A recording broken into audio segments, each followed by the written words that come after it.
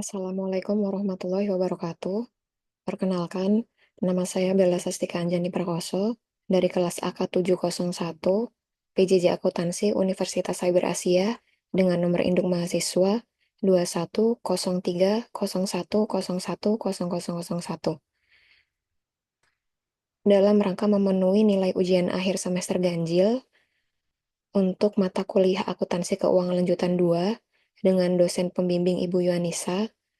Pada kesempatan ini saya akan membahas materi pembelajaran dengan topik pembahasan akuntansi untuk operasi cabang.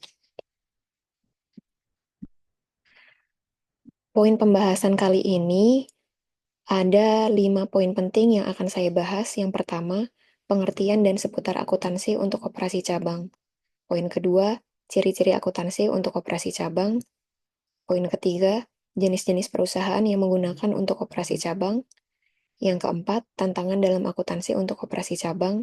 Dan poin yang terakhir adalah contoh soal dan penyelesaiannya. Menuju ke poin pertama, pengertian dan seputar akuntansi untuk operasi cabang.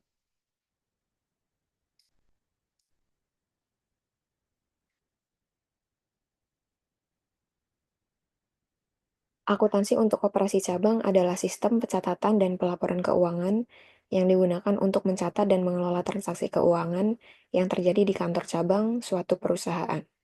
Tujuannya sendiri adalah memberikan informasi yang akurat dan relevan mengenai kinerja keuangan cabang, sehingga manajemen dapat membuat keputusan yang tepat terkait dengan operasional cabang. Akuntansi untuk operasi cabang ini sendiri memiliki beberapa peranan penting di antaranya. Yang pertama, mengukur kinerja cabang. Dengan akuntansi yang baik, perusahaan dapat mengukur kinerja keuangan cabang secara akurat, seperti pendapatan biaya dan laba. Informasi ini penting untuk mengevaluasi apakah cabang beroperasi secara efisien dan menguntungkan. Yang kedua, pengambilan keputusan. Maksudnya di sini adalah informasi keuangan yang dihasilkan dari akuntansi cabang membantu manajemen dalam membuat keputusan terkait operasional cabang, seperti alokasi anggaran, strategi pemasaran, dan pengembangan produk. Poin penting selanjutnya adalah pengendalian internal. Akuntansi cabang yang baik juga membantu dalam pengendalian internal, yaitu memastikan bahwa semua transaksi keuangan tercatat dengan benar dan sesuai dengan prosedur yang berlaku. Hal ini membantu mencegah kecurangan dan kesalahan. Poin penting selanjutnya adalah pelaporan keuangan konsolidasi. Informasi dari akuntansi cabang digabungkan dengan informasi keuangan kantor pusat untuk menghasilkan laporan keuangan konsolidasi. Laporan ini menggambarkan secara menyeluruh mengenai kinerja keuangan perusahaan secara keseluruhan. Dalam akuntansi untuk operasi cabang, terdapat 2 metode utama dan juga 4 metode umum lainnya. 2 metode utamanya adalah metode sentralisasi dan juga metode desentralisasi. Sentralisasi ini maksudnya seluruh pencatatan akuntansi cabang dilakukan oleh kantor pusat. Cabang hanya bertugas mencatat dan melaporkan transaksi keuangan kepada kantor pusat. Dan desentralisasi di sini, cabang memiliki otonomi untuk melakukan pencatatan akuntansi sendiri. Cabang akan membuat laporan keuangan sendiri yang kemudian akan dikonsolidasikan dengan laporan keuangan kantor pusat. Selain metode utama yang saya sebutkan barusan, ada 4 metode umum lainnya, di antaranya metode persediaan terpisah, metode persediaan terpusat, metode laba kotor, dan metode laba bersih.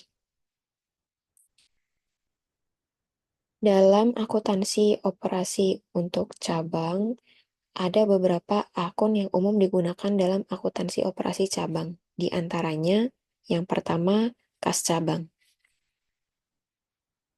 Kas cabang ini dimiliki dan dikelola oleh cabang. Akun yang kedua adalah piutang usaha cabang, di mana piutang yang timbul dari penjualan barang atau jasa oleh cabang dicatat dalam akun ini. Akun ketiga, persediaan barang dagang cabang. Dalam akun ini, tercatat persediaan barang dagang yang dimiliki oleh cabang. Akun yang selanjutnya, aset tetap cabang. Aset tetap yang digunakan oleh cabang dalam kegiatan operasionalnya. Akun yang selanjutnya adalah utang usaha cabang, di mana dalam akun ini utang yang timbul dari pembelian barang atau jasa oleh cabang dicatat di dalamnya. Akun yang selanjutnya, modal cabang. Dalam akun ini, modal yang dialokasikan oleh kantor pusat untuk cabang dicatat dengan baik. Akun selanjutnya, pendapatan cabang. Dalam akun ini, pendapatan yang diperoleh oleh cabang dari penjualan barang atau jasa dicatat. Akun yang terakhir yaitu beban cabang. Dalam akun ini dicatat beban yang dikeluarkan oleh cabang dalam kegiatan operasionalnya. Berikut adalah ciri-ciri akuntansi untuk operasi cabang. Yang pertama, pencatatan terpisah. Pencatatan terpisah ini maksudnya setiap cabang memiliki sistem pencatatan keuangannya sendiri. Ini memungkinkan pengelolaan keuangan yang lebih terperinci dan memudahkan analisis kinerja masing-masing cabang. Ciri yang kedua, akun khusus, di mana akuntansi cabang menggunakan akun-akun khusus untuk mencatat transaksi antara kantor pusat dan cabang. Contohnya adalah akun pengiriman barang dari kantor pusat dan pengiriman barang ke cabang. Ciri yang ketiga, laporan keuangan cabang konsolidasi secara berkala dikonsolidasikan dengan laporan keuangan kantor pusat. Ciri yang keempat, pengendalian internal di mana sistem akuntansi cabang harus memiliki pengendalian internal yang kuat. Ciri yang kelima, fleksibilitas di mana sistem akuntansi cabang harus fleksibel dan dapat disesuaikan dengan kebutuhan dan karakteristik masing-masing cabang. Berikut merupakan jenis-jenis perusahaan yang menggunakan akuntansi untuk operasi cabang. Yang pertama, perusahaan dengan anak perusahaan. Contohnya, bank, perusahaan retail, perusahaan jasa. Yang kedua, perusahaan dengan kantor cabang. Contohnya, perusahaan induk atau holding company dengan anak perusahaan di berbagai sektor industri. Yang ketiga, perusahaan dengan sistem waralaba atau franchise. Contohnya, restoran cepat saji, toko kopi, minimarket, dan lain-lain. Jenis perusahaan selanjutnya adalah perusahaan dengan proyek konstruksi. Contohnya, perusahaan konstruksi jalan tol, gedung, atau jembatan.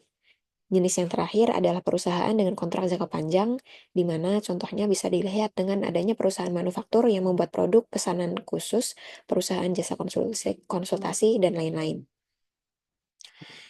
Tentunya dalam akuntansi operasi cabang terdapat tantangan yang mungkin akan dijumpai, di antaranya perbedaan sistem akuntansi, koordinasi, pengendalian internal.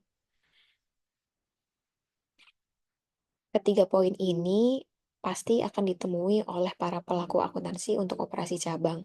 Dengan adanya tantangan ini, semoga para pelaku dapat mempersiapkan diri untuk kemungkinan-kemungkinan terburuk yang akan dihadapi di kemudian hari. Dalam penggunaan akuntansi untuk operasi cabang pada tiap perusahaan, ada beberapa hal yang harus diperhatikan. Gunakan sistem akuntansi terpusat, terapkan standar akuntansi yang konsisten, lakukan rekonsiliasi rutin, manfaatkan teknologi, latih staf akuntansi cabang, lakukan audit internal, dan pertimbangkan desentralisasi. Contoh kasus dari akuntansi untuk operasi cabang disajikan ilustrasi di mana PT ABC memiliki kantor pusat di Jakarta dan cabang di Bandung. Dengan adanya transaksi selama bulan Januari 2023, kantor pusat mengirimkan barang dagang senilai 50 juta ke cabang Bandung, lalu cabang Bandung menjual barang dagang senilai 30 juta secara tunai, kemudian cabang Bandung membayar gaji karyawan sebesar 5 juta, dan kemudian cabang Bandung menerima kas dari kantor pusat sebesar 10 juta untuk keperluan operasional. Berikut di samping bisa dilihat jurnal yang dibuat oleh kantor pusat dan cabang untuk mencatat transaksi-transaksi di samping dialokasikan sesuai dengan terjadinya transaksi yang terjadi di kantor pusat, maka dibuatkan menjadi satu jurnal khusus, dan yang terjadi di cabang Bandung dibuatkan jurnal beberapa transaksi yang terjadi pada tanggal tersebut.